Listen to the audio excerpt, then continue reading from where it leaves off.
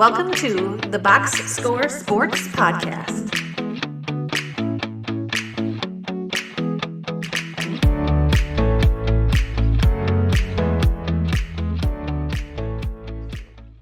Clint, give me your great of week 15. Josh Allen. I'm just going to go with a player and you could do this last week too, but the show Josh Allen is putting on is just incredible at the rate he's going with the team he has. Like he doesn't have an all-star set of weapons. He just has good players. They've kind of adapted the offense to be uh, run heavy if needed, free flowing. He looked awesome against the Niners. Uh, Who did they? The Rams. They lost, but he was awesome against the Rams. And then this week against the Lions, like his play is like an incredible combination of throwing the ball, the throws he does on the run, and he doesn't even look like he's exerting himself. He just rolls right and just bombs it on the run, 50, 60 yards down the field, hits the guy in stride. And then just his physicality for that position is just uh, at a next level right now. Yeah, he just like he can throw. He does the Brett Favre thing, and he does it so good where he throws across his body to the other side, and he completes it. There's a couple passes, a couple to Ty Johnson in that game that was absolutely ridiculous. The one to I think Coleman was it, like down the right sideline, he got hit for a roughing the passer call as well at the same play, and gets up and just goes. As a Dolphin fan and a Lion fan yesterday. Everything I hate. I absolutely respect Josh Allen. He is to me every time Dolphin fans would talk about the Josh Allen. Tua being better than Josh Allen or the Dolphins winning the division. I'm like, no, the Bills have the best quarterback. They're going to win the division. That's been my stance since Josh Allen's been great, and he is just so good. And man, if I were a Bills fan, he's so much fun to watch. Yeah, it just and like I said, it's extra impressive too because just Amari Cooper did not have a catch in this game. Mm. And, it wasn't like he was just, some of those games where I think it was Amari Cooper with Jameis Winston where he had like 12 catches and 200 something yards. Like this is just Ty Johnson had 100 something yards. I think Coleman only had one for 60. Um, but he's just at a next level right now. No, totally agree. Yeah. Right now, is he your MVP?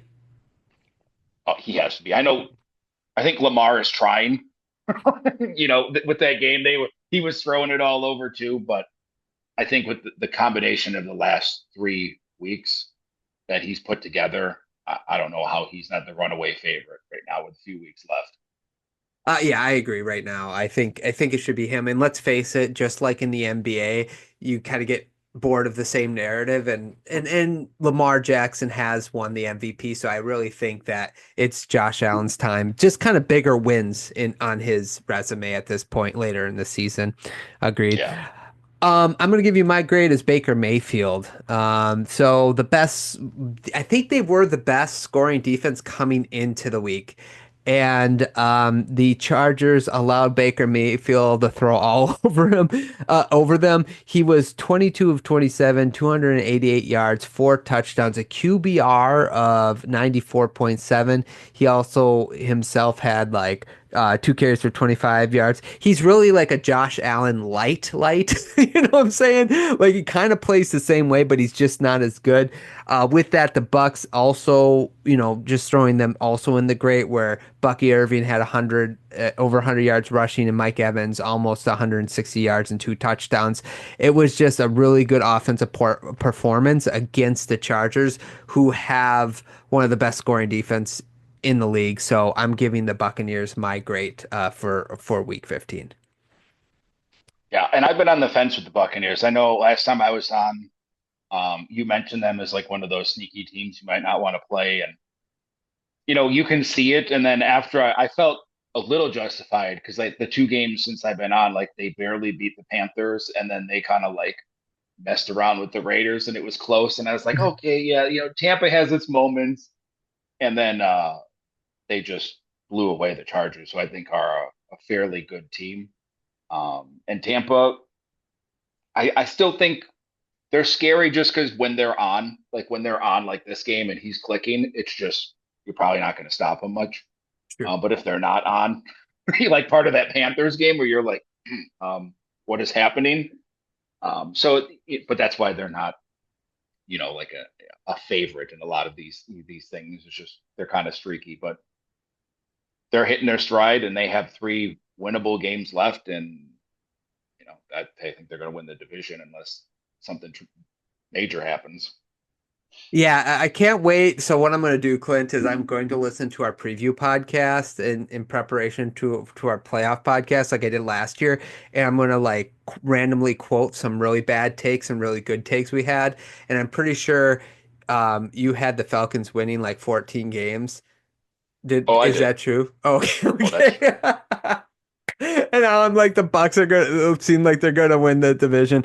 I have to bring you down a little bit. Oh, You're no. too high right Yeah, now. the Falcons had that stretch for like 4 games where I was like, all right, I was kind of right. And now it's like, oh, they just benched Kirk Cousins. So yeah, I'll take an L on that one. Yeah, they just they're starting panics. Okay, you ready to move on to the good?